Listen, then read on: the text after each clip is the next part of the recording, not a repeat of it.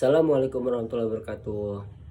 Di sini saya akan mempresentasikan tentang perilaku organisasi, yang dimana saya akan membahas tentang organisasional behavior, yang disebut juga dengan pengantar perilaku organisasi, yang dimana pengantar perilaku organisasi itu mempunyai konsep perilaku organisasi. Di situ terdapat BS yang menyelidiki pengaruh, yang dimana BS yang menyelidiki pengaruh ini ada 3 konsep. Yang pertama individu, yang kedua kelompok, yang ketiga struktur. Yang dimana individu, kelompok, dan struktur itu mencakup terhadap perilaku dalam organisasi.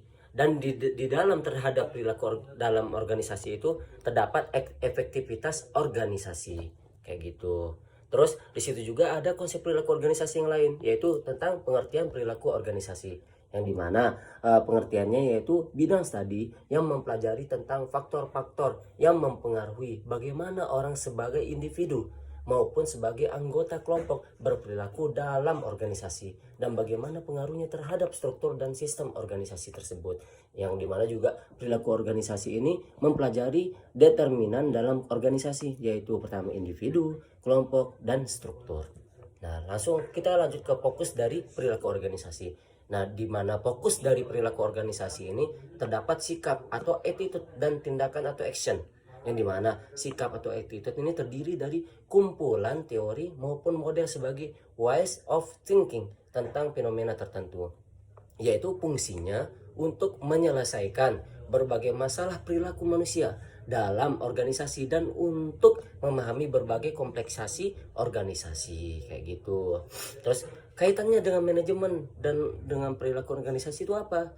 Yaitu keterkaitannya itu manajemen adalah ilmu sekaligus seni untuk mencapai tujuan organisasi dengan bantuan orang lain, kayak gitu.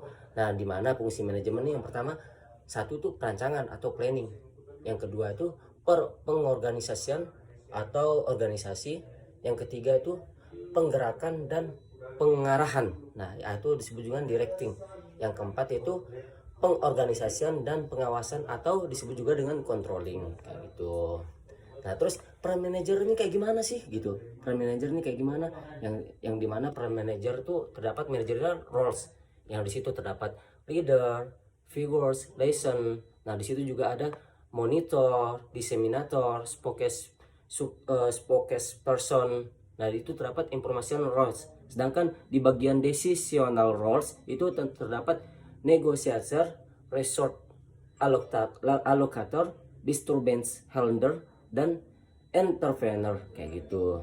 Lanjut tentang apa ya? Tentang manager skill according to Robert Karls. Nah, menurut Robert Karls tersebut, top management maupun middle management maupun first line management itu terdapat conceptual skill, human skill, dan technical skill. Nah, di situ.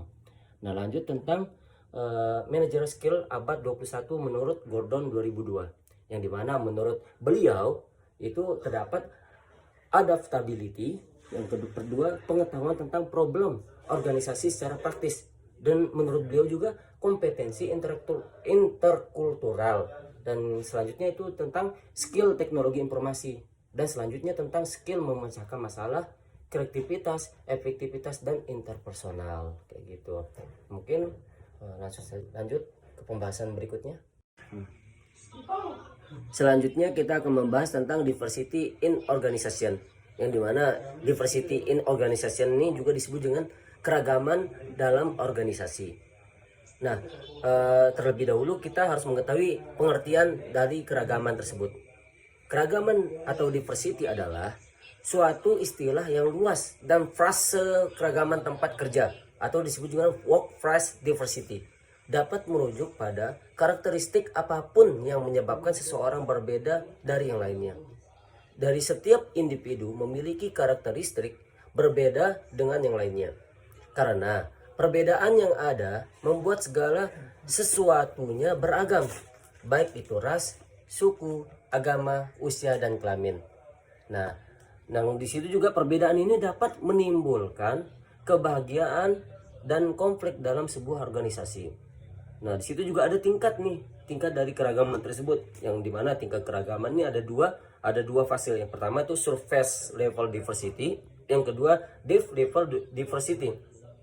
Surface level diversity yaitu perbedaan karakteristik yang mudah dipahami seperti jenis kelamin, ras, etnis, usia, atau kecacatan yang tidak selalu mencerminkan cara orang berpikir atau merasa terapi dapat mengaktifkan stereotip tertentu.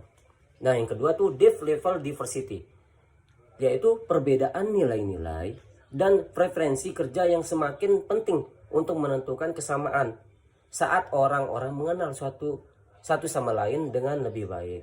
Nah, yang selanjutnya itu diskriminasi, yang dimana diskriminasi itu yaitu memperhatikan perbedaan antara hal-hal, seperti halnya seringkali kita mengacu pada diskriminasi yang tidak adil, yang berarti membuat penilaian tentang individu berdasarkan stereotip mengenai kelompok demografis mereka.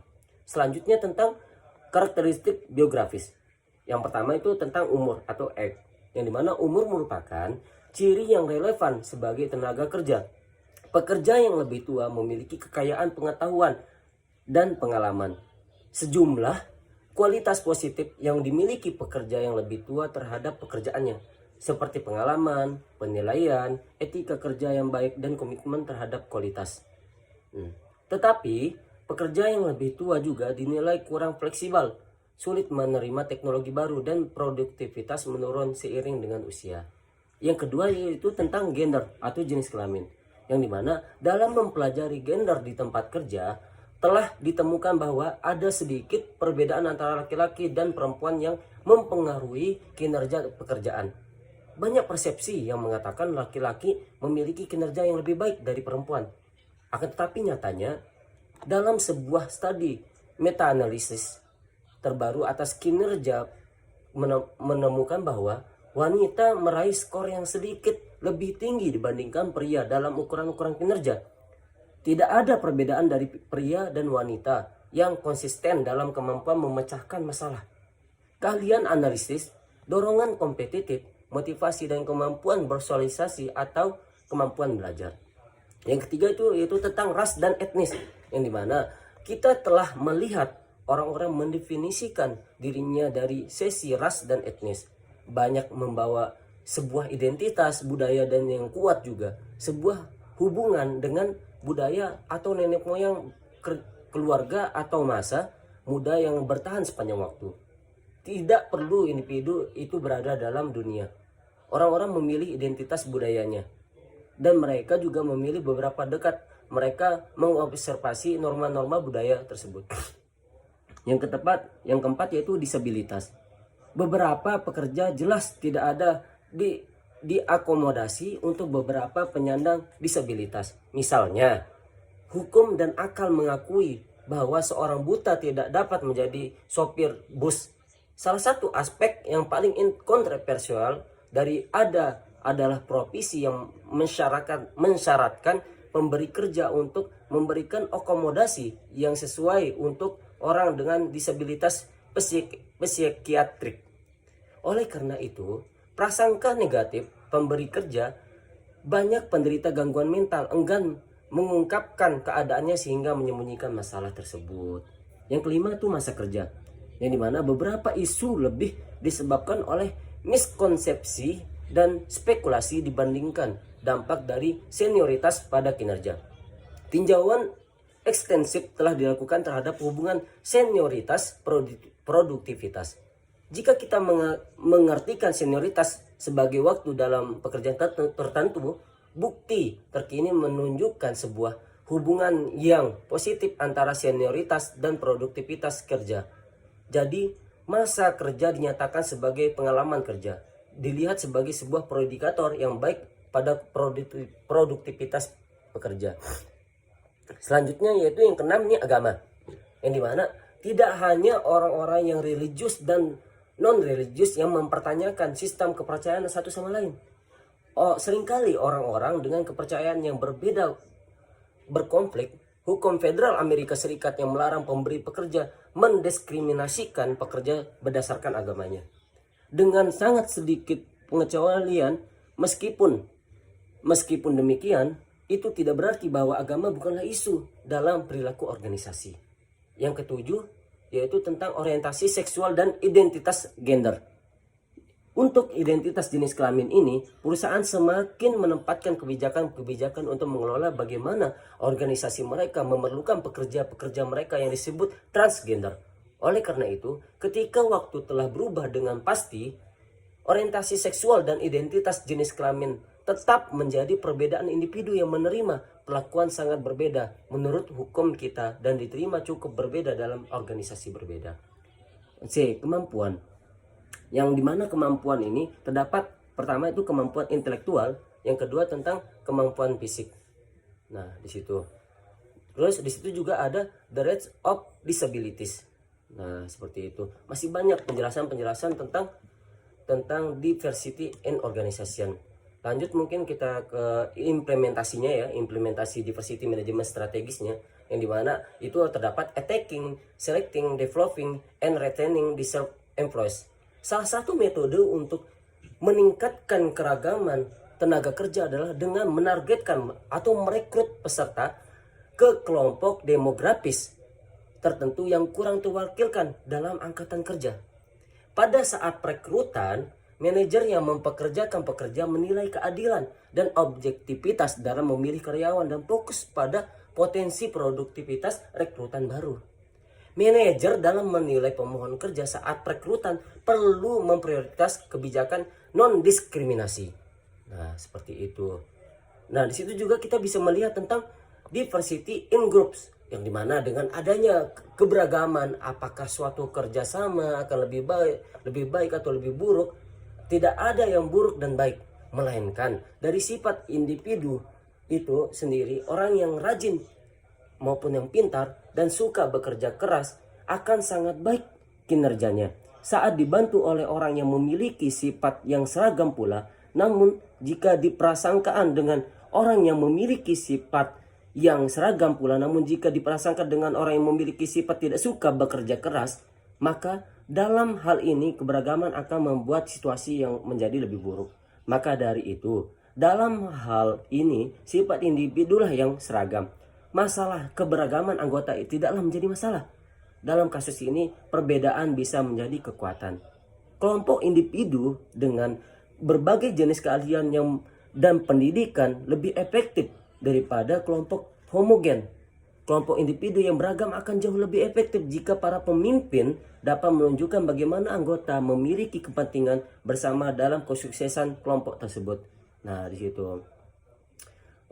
Terus di situ juga terdapat effective diversity programs, yang dimana program kerja yang efektif dan komprehensif yang mendorong keragaman memiliki 3 komponen yang berbeda. Yang pertama, mereka mengajarkan manajer tentang kerangka hukum untuk kesempatan kerja yang setara dan mendorong perlakuan yang adil terhadap semua yang terlepas dari karakteristik demografis mereka. Yang kedua itu mereka mengajarkan para manajer bagaimana beragam tenaga kerja akan lebih mampu melayani beragam pasar pelanggan dan klien. Yang ketiga, mereka mendorong praktik, mengembangkan pribadi yang membawa keterampilan dan kemampuan semua pekerja, mengakui bagaimana perbedaan perspektif dapat menjadi cara berharga yang meningkatkan kinerja bagi semua orang. Terima kasih. Selanjutnya kita akan membahas tentang personality and value, yang dimana kepribadian dan nilai itu para psikolog cenderung mengartikan kepribadian sebagai suatu konsep dinamis yang mendeskripsikan pertumbuhan dan perkembangan seluruh sistem psikologis seseorang.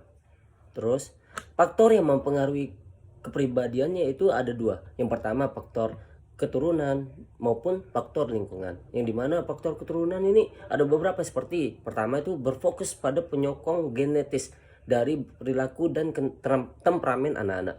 Yang kedua itu berfokus pada anak-anak kembar yang dipisahkan sejak lahir.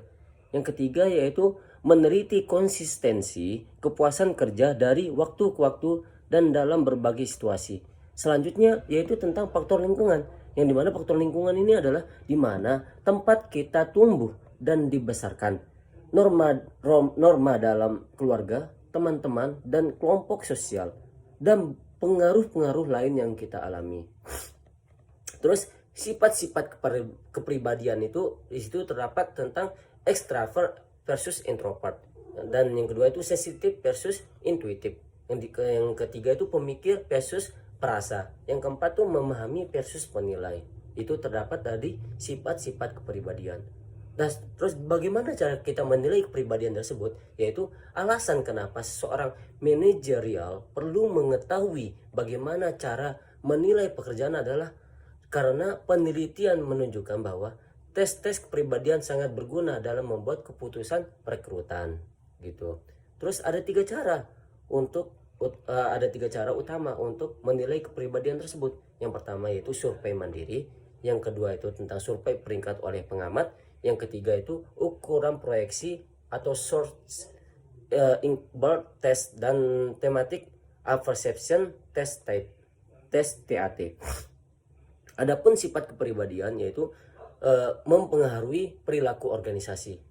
Evaluasi inti diri atau disebut dengan core self evaluation. Konsep ini mengatakan bahwa individu memiliki pandangan akan dirinya sendiri, dan ada dua hal dalam pengevaluasi inti diri, yaitu positif dan negatif. Artinya positif adalah individu menyukai diri sendiri, menganggap diri mereka efektif, cakap dan mengendalikan lingkungan mereka. Sedangkan negatif yaitu menganggap diri mereka tidak berdaya atas lingkungan mereka sendiri. Terus evaluasi kepribadian inti diri ketentuan ada dua elemen. Yang pertama yaitu harga diri atau self esteem. Yang kedua lokus kendali yaitu locus of control. Nah, terus kepribadian dan kultur nasional, yaitu tidak ada tipe kepribadian umum untuk suatu negara tertentu. Menemukan pengambil risiko yang tinggi dan rendah hampir setiap kultur. Sedangkan menurut nilai atau disebut dengan value menunjukkan alasan dasar bahwa cara pelaksanaan atau keadaan akhir tertentu lebih disukai secara pribadi atau sosial dibandingkan cara pelaksanaan atau keadaan akhir yang berlawanan. Adapun tentang pentingnya nilai, yaitu nilai sangat penting terhadap penelitian perilaku organisasional karena menjadi dasar pemahaman dan motivasi individu, dan dikarenakan berpengaruh juga pada persepsi kita. Dan adapun jenis nilainya yaitu Records Value Survey atau Milton Records terdiri dari 18 pokok nilai individu. Satu kumpulan disebut nilai terminal atau disebut juga dengan terminal value, merujuk pada keadaan-keadaan akhir yang diinginkan yang merupakan tujuan yang dicapai seseorang selama hidupnya. Terus kita lanjut tentang nilai lintas kultur, yang dimana nilai lintas kultur ini ada beberapa, seperti halnya yang pertama itu jarak kekuasaan atau disebut juga dengan forward distance. Yang kedua itu individualisme atau disebut dengan individualisme versus kolektivitisme atau disebut dengan kolektivitisme. Atau yang ketiga tuh maskulinitas versus feminitas. Terus yang keempat tuh penghindaraan ketidakpastian atau disebut juga dengan uncertainty avoidance. Yang kelima yaitu orientasi jangka panjang versus orientasi jangka pendek gitu. Adapun jenis karakteristik kepribadian pekerjaan yang konkuren yaitu pertama realistis, yang kedua stabil, yang ketiga investigatif, yang keempat sosial, kelima konvensional, yang keenam giat, yang ketujuh argistik. Selanjutnya kita akan membahas tentang perception and individual decision making. Nah, di mana kita harus mengetahui definisi persepsi tersebut. Persepsi adalah suatu proses yang dimana seseorang melakukan pemilihan, penerimaan, pengorganisasian, dan penginterpretasian atas informasi yang diterimanya dari lingkungan. Jadi, persepsi suatu proses kognitif yang dialami oleh setiap orang dalam memahami informasi tentang lingkungannya. Dan adapun faktor yang mempengaruhi persepsi yaitu perilaku persepsi atau disebut juga dengan characteristic of the perceiver.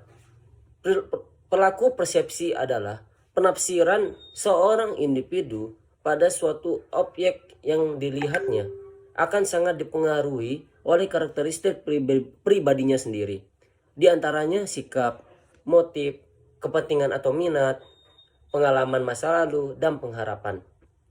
Dan adapun targetnya yaitu adalah gerakan, bunyi, dan atribut-atribut lain dari target yang akan membentuk cara kita memandangnya. Misalnya, suatu gambar dapat dilihat dari berbagai sudut pandang oleh orang yang berbeda.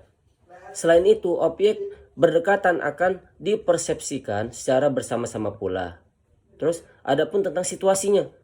Di situasi juga berpengaruh bagi persepsi kita. Misalnya saja, seorang wanita yang berparas lumayan mungkin tidak akan terlalu terlihat oleh laki-laki bila ia berada di mall. Namun, jika ia berada di pasar, kemungkinannya sangat besar bahwa para laki akan menandatanginya. Terus selanjutnya tentang teori atribusi. Pada dasarnya mengungkapkan bahwa bila individu mengamati perilaku, mereka mencoba menentukan apakah itu disebabkan faktor internal atau eksternal.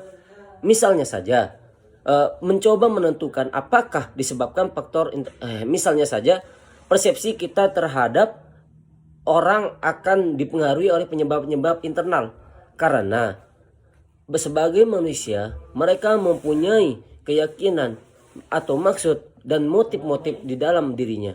Namun persepsi kita terhadap benda mati seperti gedung, api, air dan berbeda karena mereka adalah benda mati yang memiliki hukum alamnya sendiri atau disebut dengan eksternal.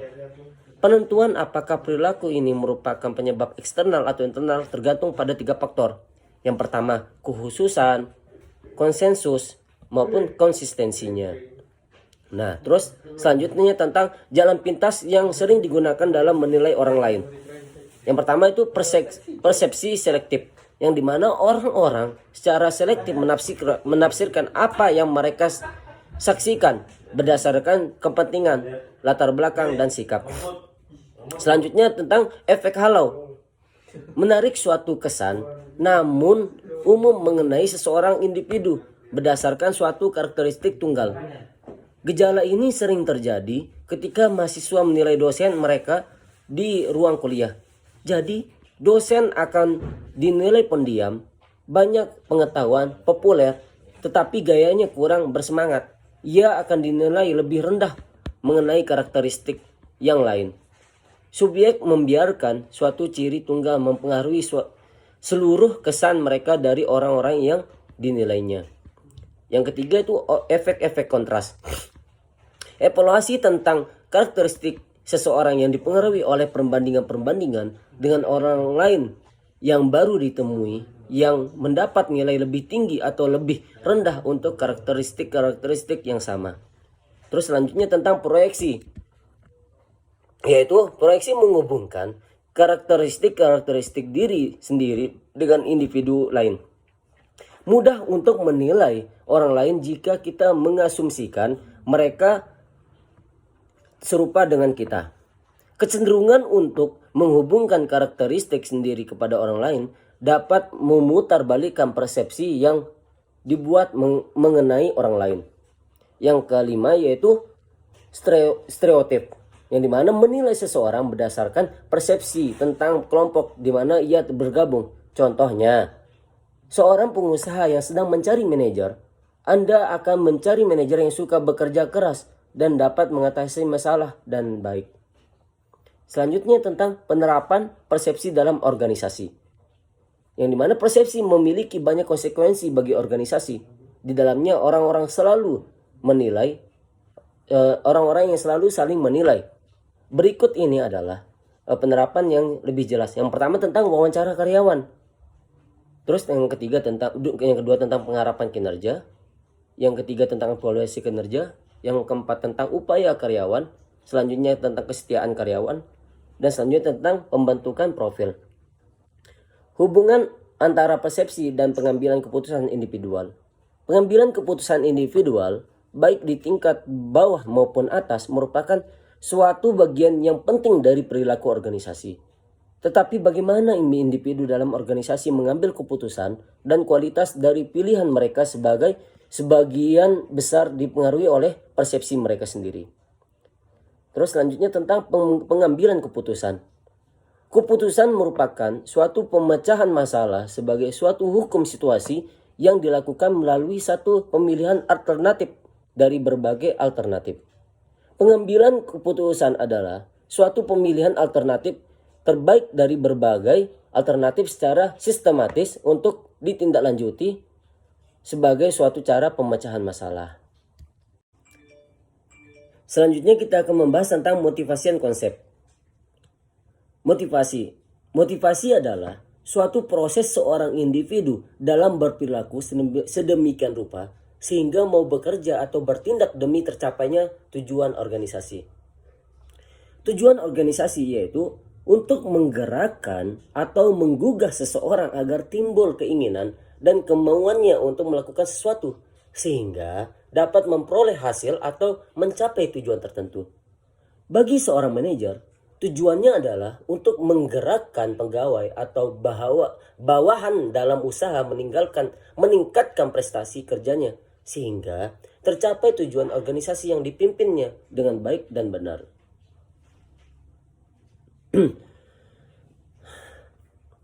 Adapun bentuk motivasi, yang pertama yaitu motivasi intrinsik, yang kedua motivasi ekstrinsik, yang ketiga tentang motivasi terdesak. Yang dimana motivasi intrinsik ini yaitu motivasi yang datangnya dari dalam individu manusia itu sendiri. Sedangkan motivasi ekstrinsik yaitu motivasi yang datangnya dari luar individu. Adapun motivasi terdesak yaitu motivasi yang muncul dalam kondisi terjepit secara serentak dan mengentak dengan cepat sekali. Adapun jenis motivasi yaitu pertama motivasi internal dan motivasi eksternal. Motivasi yang berasal dari dalam diri seseorang, keperluan dan keinginan yang ada dalam diri seseorang yang menimbulkan motivasi internal. Kekuatan ini akan mempengaruhi pikirannya yang selanjutnya akan menggerakkan perilaku orang tersebut. Sedangkan motivasi eksternal yaitu motivasi yang timbul dari luar atau lingkungan. Misalnya, motivasi eksternal dalam pelajar antara lain berupa penghargaan, pujian, hukuman, atau celaan yang diberikan oleh guru, teman, atau keluarga.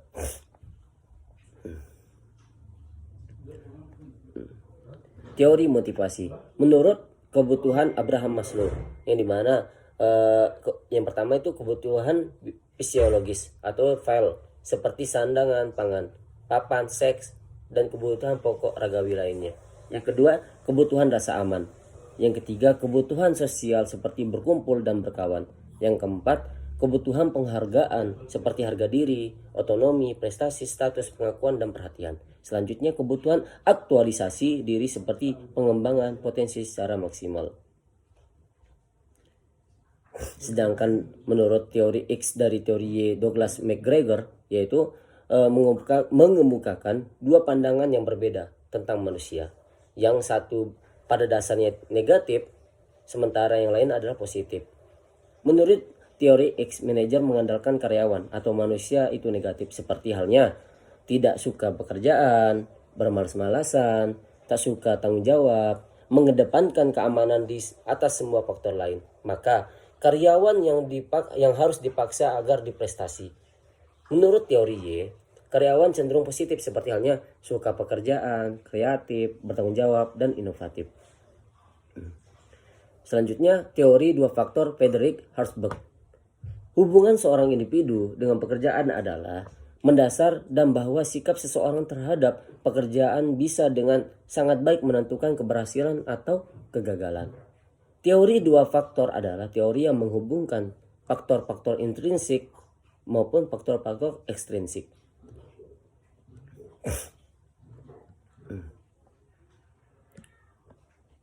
Teori selanjutnya tentang teori-teori kontemporer mengenai motivasi, yaitu tentang teori evaluasi kognitif, teori penentuan tujuan, teori efektivitas diri, dan teori keadilan. Fungsi motivasi. Adapun fungsi motivasi menurut Hasibun 2003 dalam Notwat Mojo 2007 mengungkapkan yaitu yang pertama yaitu mendorong gairah dan semangat kerja pegawai atau karyawan. Yang kedua, meningkatkan kepuasan kerja karyawan yang akhirnya akan meningkatkan kinerja. Yang ketiga, meningkatkan produktivitas kerja karyawan. Yang keempat, meningkatkan loyalitas dan integritas karyawan. Yang kelima, meningkatkan kedisiplinan karyawan dan meningkatkan efisiensi kehadiran kerja karyawan. Ciri-ciri motivasi. Ciri-ciri motivasi dalam menurut Worrell dan Stilwell 1981 dalam Nur Salam 2014 adalah yang pertama, memperlihatkan minat mempunyai perhatian dan ingin ikut serta dalam belajar dan pembelajaran. Yang kedua, menentukan arah perbuatan yaitu arah perwujudan dalam atau cita-cita.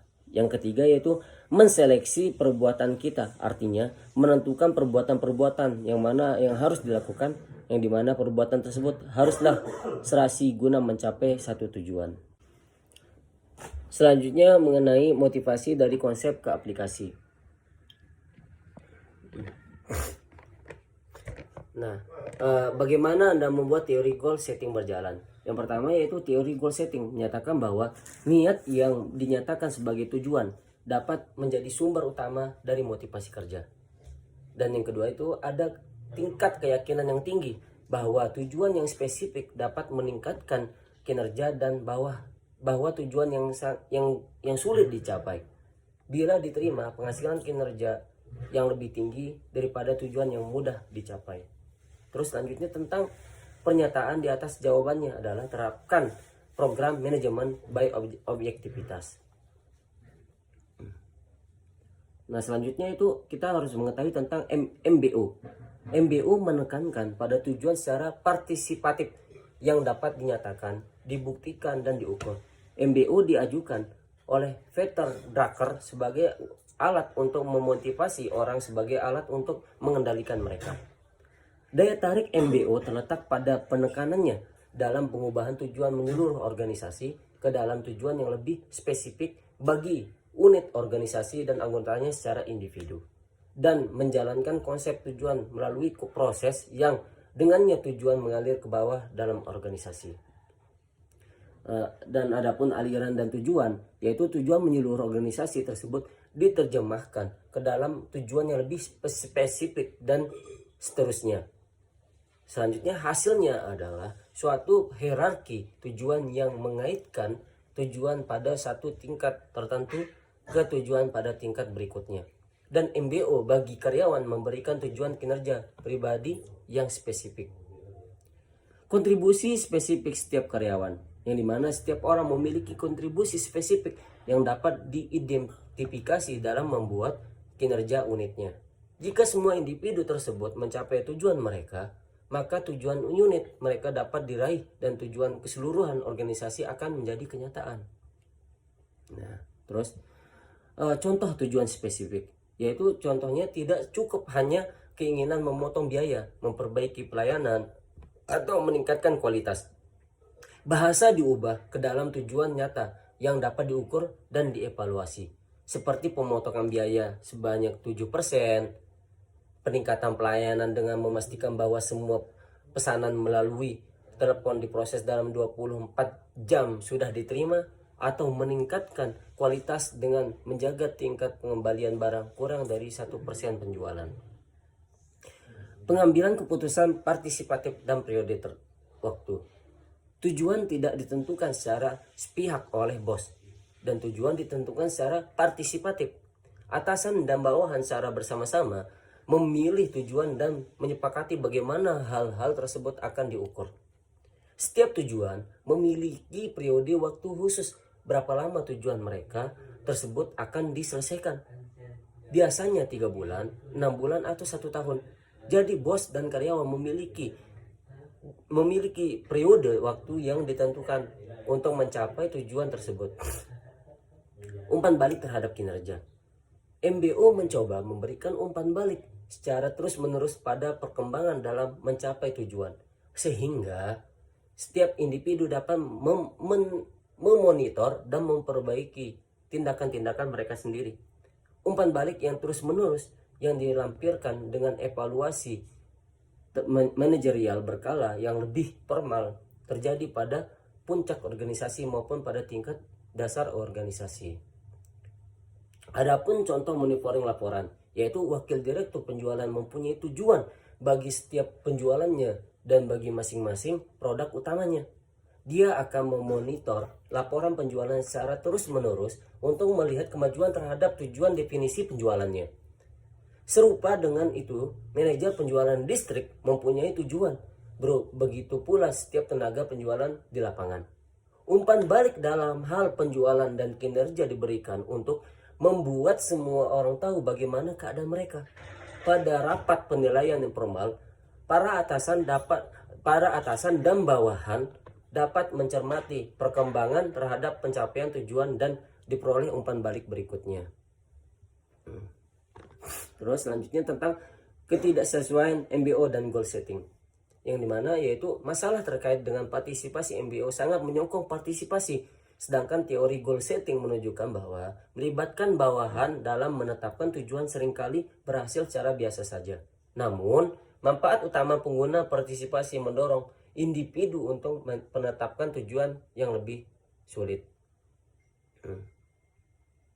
Terus setelah kita melihat popularitas MBO, yaitu jangan menafsirkan kalau MBO itu selalu berhasil, karena terdapat sejumlah kasus nyata yang menunjukkan penerapan MBO gagal mencapai harapan manajemen, yang dimana tinjauan yang teliti menunjukkan bahwa kasus ini menunjukkan bahwa masalahnya jarang terletak pada komponen MBO, melainkan pada faktor lainnya, seperti halnya harapan yang tidak realistis terhadap suatu hasil, kurangnya komitmen manajemen puncak, dan ketidakmampuan atau keengganan manajemen memberikan penghargaan terhadap pencapaian tujuan karyawannya. Nah, terlebih itu kita harus mengetahui tentang OB-Mood. OB-Mood yaitu mengikuti model pemecahan masalah 5 langkah tentang modifikasi perilaku. Yang pertama, mengidentifikasi perilaku yang berkaitan dengan kinerja. Terus manajer mengembangkan kinerja dasar, yaitu kinerja yang dapat diidentifikasikan yang terjadi pada kondisi sekarang, dalam arti kinerja dapat diukur.